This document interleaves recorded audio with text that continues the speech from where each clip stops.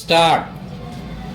काही काळापूर्वी महामंडळाने खाजगी गाड्या भाडेतत्वावर घेण्यास सुरुवात केली. त्यातही नफ्यात चालणाऱ्या मार्गांवर खाजगी आणि इतरत्र महामंडळाच्या गाड्या असे धोरण अवलंबले गेले. पुणे मुंबई या नफ्यातील मार्गावरील अनेक गाड्या खाजगी कंत्राटदारांकडून घेतलेल्या आहेत. 2019 मध्ये एकूण 1070 शिवशाही गाड्यांपैकी सुमारे 500 गाड्या खाजगी मालकीच्या होत्या. या वादग्रस्त ठरलेल्या गाड्या आता सेवेतून काढल्या जाणार आहेत.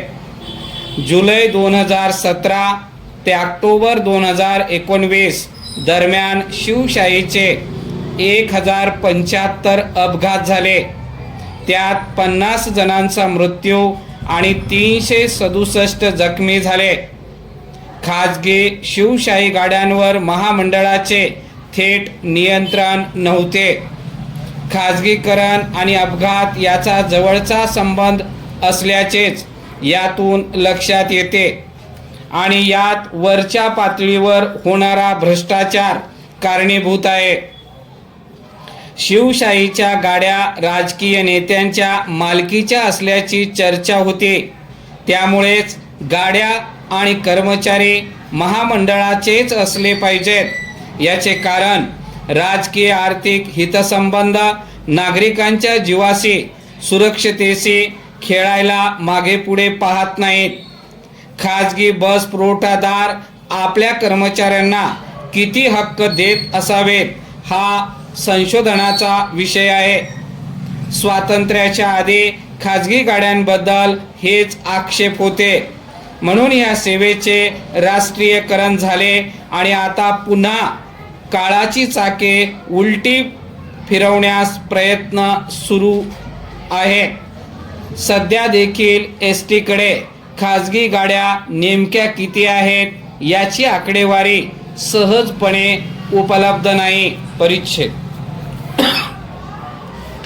प्रतिकूल परिस्थितीतही महामंडळाचे कर्मचारी सेवा सुरळीत ठेवावयाचा प्रयत्न करीत असतात.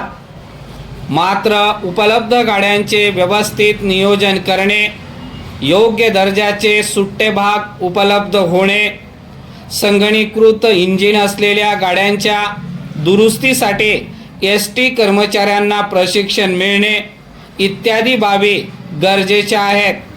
तोटा भरून काढण्यासाठी भाडेवाढ न करता इतर उपाययोजना अंमलात आणाव्या लागतील. उदाहरणार्थ एस.टीच्या जागा खाजगी विकासकांना न देता एस.टीनेच त्या विकसित करून महसूल वाढवणे, डिझेल सवलतीच्या दरात आणि प्रत्येक डेपोमध्ये ते भरण्याची आणि विजेवरील गाड्या चार्ज करण्याची सोय असली पाहिजे. एस.टीला टोलमधून सूट दिली पाहिजे. पार्सल सेवा आणि स्वच्छतेच्या कामाचे खाजगीकरण झाले आहे, तेही महामंडळाची जबाबदारी असली पाहिजे. एस.टीचे नुकसान करणाऱ्या अवैध वाहतुकीला आळा घालण्याचे काम सरकारचेच आहे. मात्र राजकारणी आणि अधिकाऱ्यांना त्यातून अर्थपूर्ण लाभ होत असल्याने त्याकडे कानाडोळा केला जात आहे. परिच्छेद अद्यापही राज्यातील 1.20% गावांना 8 किलोमीटर अथवा अधिक अंतरावर एस.टी. सेवा उपलब्ध आहे. ती सर्वत्र पोहोचण्याचे प्रयत्न झाले पाहिजे. एस.टी. नफ्यासाठी नसून सेवा आहे आणि तिचे सामाजिक लाभही महत्त्वाचे आहेत. उदाहरणार्थ ग्रामीण भागात एस.टी. बंद झाली की मुलींच्या शिक्षणावर परिणाम होतो आणि त्यांची विकासाची संधी हिरावली जाते. त्यामुळेच एस.टी. हा सरकारच्या प्राधान्याचा मुद्दा असला पाहिजे. प्रगत देशांमध्ये सार्वजनिक वाहतूक व्यवस्था सक्षम असते. भारतातील गरिबी लक्षात घेता इथे तर ही व्यवस्था अधिक सक्षम असणे गरजेचे आहे. गाड्यांची रचना ही विकलांग, वृद्ध इत्यादींना सोयीची असली पाहिजे.